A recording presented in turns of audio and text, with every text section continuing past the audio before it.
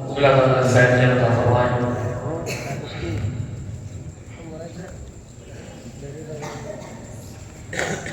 مقدمی صاحب ہے، یہ تھے جناب لیاقت علی صاحب، جن کی رز ڈھولتی ہوئی آواز کھنکھناتا ہوا لبو لہجہ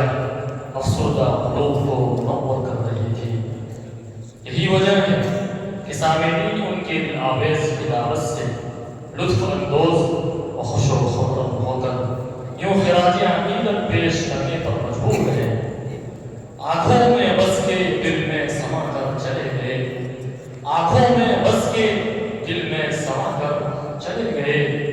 خوابیدہ زندگی تھی جگا کر چلے گئے۔ حضرات، جہاں ایک طرف رات کی تاریکیاں آئی رہی ہے، وہی جب میری نظر آپ سامعین کے چہروں پر پڑتی ہے تو بہت ہی خوشی ہو رہی ہے کہ جہاں ایک طرف رات کی تاریکیاں بنائی دے رہی ہے، وہاں آپ بڑی دلچسپی کے ساتھ اور زندہ دلی کا ثبوت پیش کر رہے ہیں۔ واقعتاً رات کا 10 بج چکا ہے، ابھی بھی آپ کی آنکھیں ٹمٹما نہیں رہی ہے۔ ابتدائی مجلس میں آپ کے چہرے پر جو مسکراہٹ تھی، میں ابھی بھی آپ کے چہروں پر وہی مسکراہٹ دیکھ رہا ہوں۔ واقعتاً اللہ تبارک و تعالیٰ آپ کی اس امداد کو قبول فرمائے، آمین۔ حضرات، آسمان کی بلندی سے لے کر زمین کی پستی تک ملائکہ رحمت کا ہجوم نظر آ رہا ہے، جو اپنے جلوہ سامانیوں کے ساتھ اس نورانی محفل کو مزین کر رہے ہیں اور اپنی نورانیت کے آغوش میں لیے ہوئے ہیں۔ ناز کرتے ہیں ملک ایسی زمین پر اشفاق، ناز کرتے ہیں ملک ایسی زمین پر اشفاق، جس پر دو جان بھرے ذکر خدا ہو رہا ہے۔ لہذا اس بزم میں جبکہ اس کا حسن شباب پر ہے، ایک ایسے خطیب کو مدعو کرتے ہیں جو کسی تعارف کا محتاج نہیں ہے۔ اس سے میری مراد میرے رفیق درس حضرت مولانا شہاب الدین صاحب راجستھانی ہیں، کہ وہ آئے اور سامعین کو اپنی موالی سے حسنہ سے سرفراز فرمائے۔ میں موصوف کا استقبال اس شعر کے ساتھ کرنا میری سعادت سمجھتا ہوں۔ مقدر عظیم آتا ہے، جان میں لطیف عمیم آتا ہے،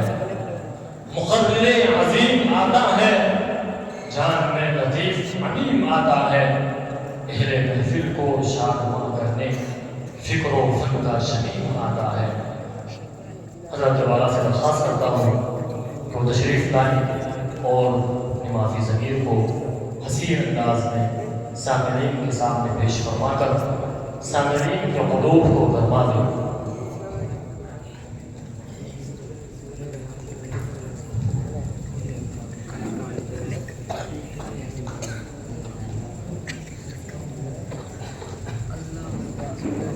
السلام علیکم ورحمۃ اللہ وبرکاتہ۔ نحمده ونصلی علی رسوله الکریم، اما بعد، فاعوذ باللہ من الشیطان الرجیم، بسم اللہ الرحمن الرحیم، وَإِن تَعُدُّوا نِعْمَتَ اللَّهِ لَا تُحْصُوهَا۔ وقال النبی صلی اللہ علیہ وسلم الدین النصیحہ، او کما قال علیہ الصلوۃ والسلام۔ محترم اور مکرم میرے عزیز ساتھیوں اور قابل صد احترام صدر جلسہ، میں آپ حضرات کے سامنے جس موضوع کو لے کر کھڑا ہوا ہوں وہ موضوع ہے کہ جو اللہ تبارک و تعالیٰ نے ہم کو نعمتیں دی ہے، ان کا اگر ہم حساب لگانا چاہیں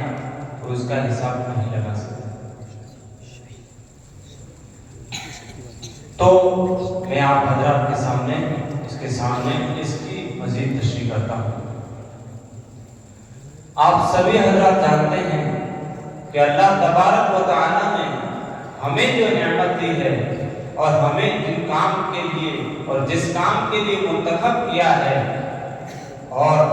جس جگہ ہمیں منتخب کیا ہے اور جس ماحول میں اللہ تبارک و تعالیٰ نے ہم لوگوں کو رکھا ہے، وہ ماحول بہت عظیم اور مبارک ماحول ہے جو اللہ تبارک و تعالیٰ نے ہم کو ایک نعمت مہمان رسول ہونے کے ناطے سے دی ہے، اور دوسری نعمت اللہ تبارک و تعالیٰ نے ہم کو علم کی نعمت دی ہے اور علم سے ہم کو نوازا ہے، اور علم سیکھنے کا جو اللہ تبارک و تعالیٰ نے ہم کو موقع دیا ہے، اب اس موقع کو اور اس گھڑی کو قیمتی سمجھیں، کیونکہ یہ گھڑی جو ہے یہ ابتدائی یعنی بچپن سے لے کر کچھ ہی عرصے تک 20-25 سال کی عمر تک کے لیے یہ گھڑی ہوتی ہے۔ بعد میں جب ہم بڑے ہو جاتے ہیں تو ہمارے گھروں کی ذمہ داریاں ہمارے اوپر شروع ہو جاتی ہے، لیکن یہ چونکہ جو یہ موقع ابھی ہمارے پاس ہے، ہمیں اس کو غنیمت سمجھنا چاہیے، اور اللہ تبارک و تعالیٰ نے جن نعمتوں کے ساتھ جن صفاتوں کے ساتھ ہمیں متصف کیا ہے، ہمیں ان صفاتوں کا مکمل لحاظ رکھنا چاہیے کہ اللہ تبارک و تعالیٰ نے ہمیں مہمان رسول بنایا ہے، طالب علم بنایا ہے۔ طالب علم کا مطلب ہوتا ہے علم کو طلب کرنے والے، علم کے لیے تڑپنے والے، علم کو حاصل کرنے کے لیے شوق دکھانے والے، اور علم کو کس طرح حاصل کیا جائے اس کے لیے جان لگانے والے، یہ طالب علم کی معنی ہوتی ہے جو میں نے آپ حضرات کے سامنے بیان کی ہے۔ تو ہمیں یہ جو موقع ہے اس میں خوب محنت کرنی چاہیے، اور ہمیں اپنا جو بچپنا ہے اس کو ہمیں اس زمانے میں یاد کرنا چاہیے کہ ہم لوگ جب بچپن میں تھے تو ہمارا اس وقت کیا حال تھا، اس وقت ہم لوگ کن لوگوں کے ساتھ بیٹھا کرتے تھے، ہمارا اٹھنا بیٹھنا کن لوگوں کے ساتھ ہوتا تھا، اور ہم اس وقت کس حال میں تھے اور آج ہم کس حال میں ہیں، اور اللہ تبارک و تعالیٰ نے آج ہمیں کس جگہ پہ لا کھڑا کیا ہے، اور اللہ تبارک و تعالیٰ نے آج ہمیں کس ماحول میں آ کے رکھا ہے، اس کو ہمیں سمجھنا ہوگا۔ کیونکہ کوئی بھی انسان اگر اپنے اندر احساس نہیں پیدا کرے گا اور وہ اپنی معرفت یعنی اپنی جو پہچان ہے اس کو نہیں جانے گا اور اپنی پہچان کو نہیں سمجھے گا کہ میں کون ہوں اور میرے ساتھ کون کون سی صفات متصف ہے، جب تک وہ انسان اپنے آپ کو ان صفات تک پہنچانے کے لیے اور ان صفات کو کیسے حاصل کیا جاتا ہے ان تک کے لیے محنت نہیں کر سکتا۔ کیونکہ ہمیں سب سے پہلے اس نظریے کو اور اس سوچ کو سامنے رکھنا ہوگا کہ ہم مہمان رسول ہیں اور ہم علم حاصل کرنے کے لیے آئے ہیں، ہمیں اپنے والدین نے علم حاصل کرنے کے لیے یہاں بھیجا ہے۔ آپ حضرات سبھی کو معلوم ہوگا کہ ہمارے والدین نے بہت ساری تمنائیں ہمارے ساتھ لگائی ہے کہ ہمارا ایک بیٹا پڑھنے کے لیے گیا ہے۔ آپ یہ سب جانتے ہوں گے کہ آپ جب چھوٹے تھے تو آپ کے بہت سارے ساتھی آپ کے ساتھ علم حاصل کرتے تھے، دنیاوی علوم حاصل کرتے تھے، لیکن وہ ساتھی آج تمہارے ساتھ نہیں ہیں۔ آج تم یہاں ایک اسلامی ماحول میں ایک مدرسے میں ہیں اور آپ تعلیم حاصل کر رہے ہیں، اور آپ 5 وقت کی نمازیں ٹائم پہ پڑھ رہے ہیں، اور آپ اچھے ایک ماحول میں ہیں۔ دوسرے آپ کا جو ساتھی ہے وہ کس ماحول میں ہے، ان کی نمازیں ہوتی ہے یا نہیں ہوتی ہے، وہ پاک رہتے ہیں کہ نہیں رہتے ہیں، ان کا کھانا پینا حلال ہے یا حرام ہے، ان کو کوئی پتہ نہیں ہے، وہ کون سی زندگی گزار رہے ہیں، وہ انسانیت کی زندگی گزار رہے ہیں کہ نہیں گزار رہے ہیں۔ یہ سب صفاتیں جو تھی ایک انسان میں ہونی چاہیے وہ سب ان صفات سے محروم ہیں۔ تو ہمیں اس بات کو سمجھنا چاہیے کہ اللہ تعالیٰ نے ان سب صفات کے ساتھ ہم کو متصف کر کے، اللہ تبارک و تعالیٰ نے ان سب سے ہم کو ممتاز کر کے اپنے ایک اچھے ماحول میں ہم لوگوں کو لا کھڑا کیا ہے۔ تو اس ماحول میں لا کھڑا کیا ہے، اور اس ماحول میں جو ہمارے معین اور مددگار بنے وہ سب سے پہلے ہمارے والدین ہیں، جنہوں نے رات دن ایک کر کے ہمارے لیے جو رات دن ایک کر کے کماتے ہیں اور ہم لوگوں کو بنا فون کیے پیسے وغیرہ بھیج دیتے ہیں۔ اللہ کے واسطے جو والدین ایک صبح میں جاتے ہیں اور نائٹ میں جب واپس آتے ہیں اور تب ان کو پتہ چلتا ہے کہ وہ کیسے مزدوری یعنی جو مزدوری کرتے ہیں انہیں کو پتہ ہوتا ہے کہ وہ کیسے مزدوری کرتے ہیں، ایک پیسہ کیسے کمایا جاتا ہے، ایک روپیہ کیسے کمایا جاتا ہے، وہ ہمیں قدر نہیں معلوم ہے۔ کیونکہ ہم لوگوں نے جب سے جنم لیا ہے تب سے ابھی تک دوسروں کی جیب سے پیسہ نکلواتے ہیں اور ہم حاصل کرتے ہیں، اپنی جیب سے ابھی تک ہم نے ایک پیسہ نہیں نکالا ہے۔ اس لیے میرے بھائیوں جو آپ کہ آپ حضرات کے پیچھے آپ کے والدین، آپ کے جو بھی دوسرے لوگ ہیں وہ آپ کو پیسہ دے رہے ہیں یا آپ کی مدد کر رہے ہیں یا آپ کا تعاون کر رہے ہیں، ان کی جو سوچ ہے، ان کی جو سوچ ہے اور ان کی جو منت ہے اس کو آپ پورا کریں اور اس میں کما حق اترنے کی کوشش کریں۔ اور آخر میں آپ حضرات کے سامنے بس یہ کہہ کر اپنی بات کو ختم کرتا ہوں کہ ہم لوگ شروع سال سے